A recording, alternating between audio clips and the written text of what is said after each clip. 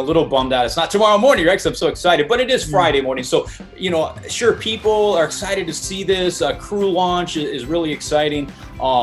But so for the astronauts, what are they thinking? Are they a little like disappointed it's not tomorrow, or what's going in through their minds right now? It's always disappointing, of course, but it's safety first for us at NASA. We always want to make sure that everything is just right. If we see something that's off, then it's the obligation of anybody that sees it, to say like, hey, this doesn't look right. And so we just sort of step back, regroup. What's going through the astronauts' minds as you hear 3, 2, 1 liftoff? Are you thinking about us on the ground?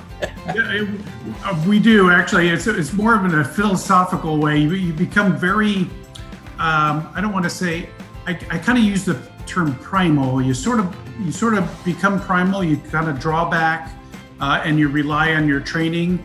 It's go time, right? So it's you obviously are thinking about your friends and family. You're thinking about your safety. You're thinking about your crew and how to get this vehicle safely into an orbital insertion and then onto the space station. Interestingly enough, it does give you a little bit of a feel for what proprioceptively and how your body is going to react to these different forces and accelerations and things like that. And so imagine that sustained over 6 months. So the folks that have been there a while are very adept at kind of flying around like Superman and Spider-Man, And we always know when a new crew arrives because they're kicking the laptop computers off the wall and everything, because you're a little bit awkward, getting used to your new space. So.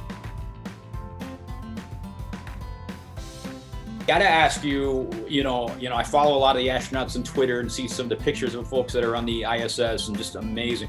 What's it like to be up there? What are the views like? It's got to be surreal. What's that experience like? It really is. It just really takes your breath away. You never really can fully get your mind around it. And when you're looking out at the planet, it's all in silence, by the way. I mean, you could hear the fans running on the space station and everything, but you could see this beautiful planet turning below you, that you're orbiting. And so you could see the vibrant colors and we're orbiting once every 90 minutes. So every 45 minutes, we get a sunrise or a sunset. So we get 16 sunrises and 16 sunsets every day in low Earth orbit. And every one is just spectacularly beautiful and unique. It's in the daylight, in the sunshine, it's like this explosion of color in this vast empty sea of darkness of deep space. It's really kind of reaches out and kind of grabs you, and then it's very distracting, especially if you're outside doing a spacewalk, to look at this beautiful explosion of color. And then when you go into eclipse 45 minutes later, you see the dark, so you're sort of on the eclipse side of the Earth now, and now the Earth comes alive with motion and color and the mosaic of our city lights, cities and villages and towns, the mosaic across the landscape, and lightning storms and the aurora, and it's just like this raging ball of life and light and color at night as well. What's it like you've been in orbit, you've been in space? What's it like? That first of all, that journey back's got to be exciting, a little scary because you probably have never done this before. But what's it like to go through that process, the trip back, and to finally come out and greet humans on Earth again?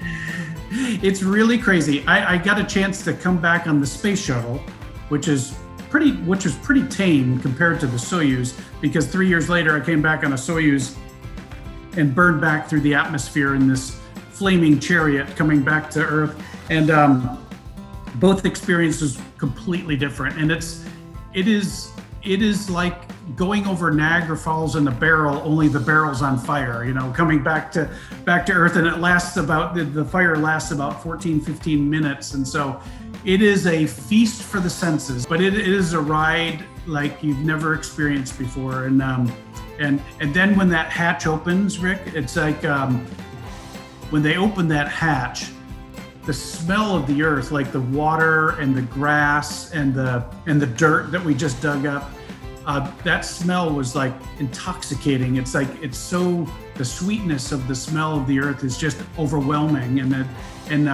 This crew coming home will experience that very same thing, because all of that is absent in space.